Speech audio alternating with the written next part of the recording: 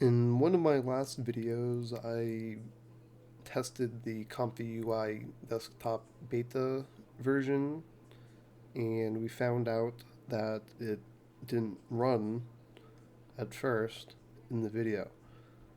Thanks to mind control, he said he got the email for 0.3.8 a few hours ago, still messing with it, installed to default location, and don't do anything fancy, just use the defaults, and more importantly, I think maybe to not attempt to import your old Comfy install. I also had the issue at first, my path or Windows username had a space in it, and it was giving me an error because of that. I went and made a new Windows user without a space in the name. So that's a potential bug that I need to report still if they didn't realize that. Um, it's throwing an error if you have a space in your directory path. So we have it working now thanks to mind control. He's right. If you just use the default location and don't attempt to import anything or anything that could screw up, like the space thing, we can see. Hopefully, it will start right up.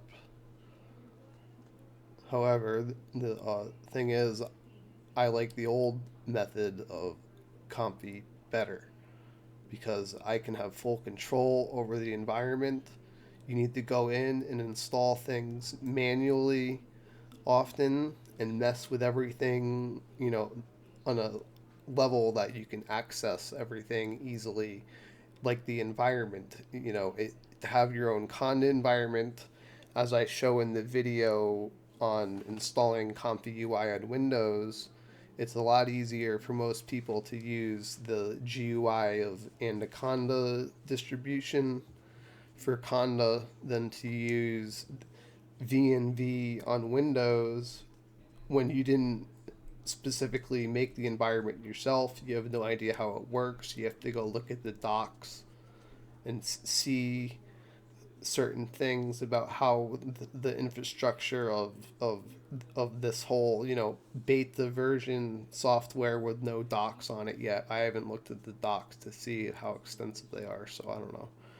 But overall, I'd say, if you know how to run basic Python scripts or code, you're better off running it the old fashioned way for now until we can dissect this and things get uh, more enticing with it, if they add more features to this version compared to the other version, or vice versa. The pros and cons might outweigh each other.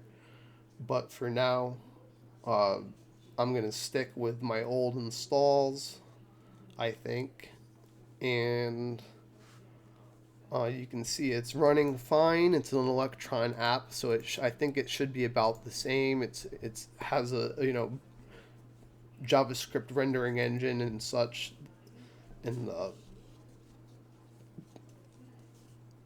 it's running JavaScript and CSS, and somehow they integrated the Python.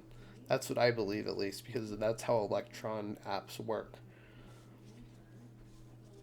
and that's what I've researched in the past, and found many developers trying to solve the same issue because it's a common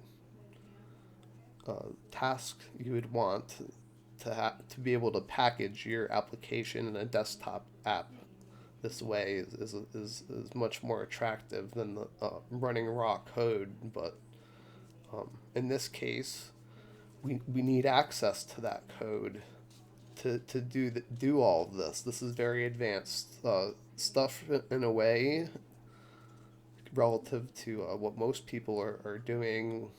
Even with AI, most people are doing, just basic chat GPT stuff, or even more basic on just uh, simple things. But yeah, yeah. So overall, just stick with the old fashioned way.